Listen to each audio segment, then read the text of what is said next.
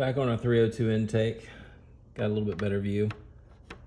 This is a huge ridge that sticks up in the Boss 302 intake. Just killing airflow.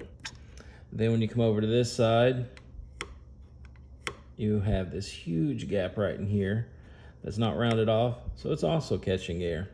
All this is keeping a good flow of air from being at its maximum potential, because air doesn't like to turn, air doesn't like sharp points. So when it's hitting this, it's deadheading, and then it's making another flow path. So when you get these other flow paths, when the air here in the middle, which is your high velocity, your good stuff, is trying to come through, this other path is basically getting in the way, deviating and slowing it down. It's also what's happening with these sharp edges here that come into play. And other side intake, same thing. You can hear it, like it's just awful. Same thing with this. Now, I've got one that I've worked on. This is just roughing it in. So this is maybe 20, 30 minutes. A few things you notice. Ridge is gone. Not there anymore. Little side part here. Nice. Here, we're still working on it. This part right here though, doesn't come down as far, and what's gonna happen is I port this more, this will be closing this gap. You can't get rid of it totally or you blow through the side of the intake, but it's already much better. The other thing too is, right when I'm getting close to being done, I'll take a very small Dremel and come through here and hit this and try to round this edge off a little bit so it's not catching air. Here I'm still working. You can see that there's part of that edge still there, but it no longer catches.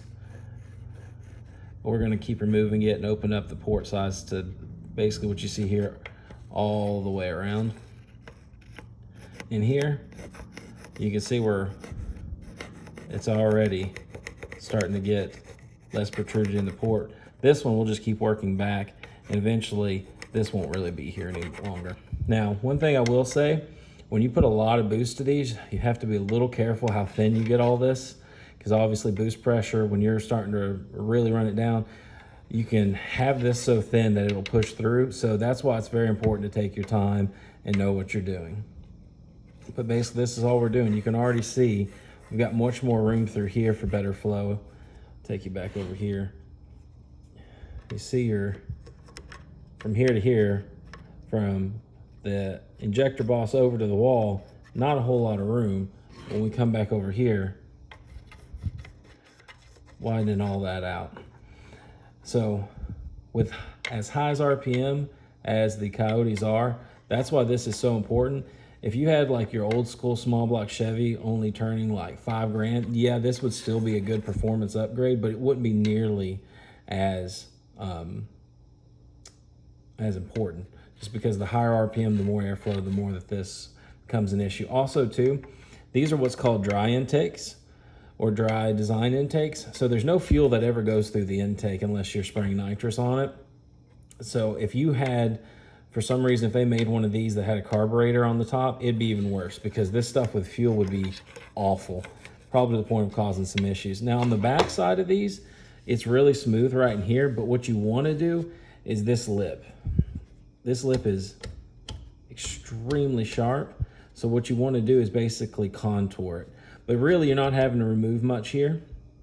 And now the other thing is too, if you can hear how rough that is versus, you know, it's pretty smooth. This is actually better for airflow, which this will be all cleaned out. But basically what this does is when you have the right texture, it'll actually help the air, because the air has something to grab onto. Because when the air is coming through, it's like a little tornado spinning on its side, and they all kind of link up because they're intertwined, like a bunch of slinkies coming down or a bunch of springs coming down. So if they have something to grab to, that helps them almost have like a supercharging effect, especially with the higher end race engines that you get. And it also helps them turn. Air hates to turn, but if it has something it can grab onto to turn versus a sharp edge that's making it, you know, fall back into itself at a different direction, that's what you want. So basically, we're going to smooth this out some more, make this a little bigger for more airflow, fix this as much as we can going back. Open this up still a little bit more, get rid of the edge over here, contour this. And then the other thing we're gonna do, we got some pretty long Dremels. We're gonna go back as far as we can up these ports with this texture, basically just to help it get that little extra flow and help it turn. So I'm gonna keep walking and go through these. I'll get you guys some more videos.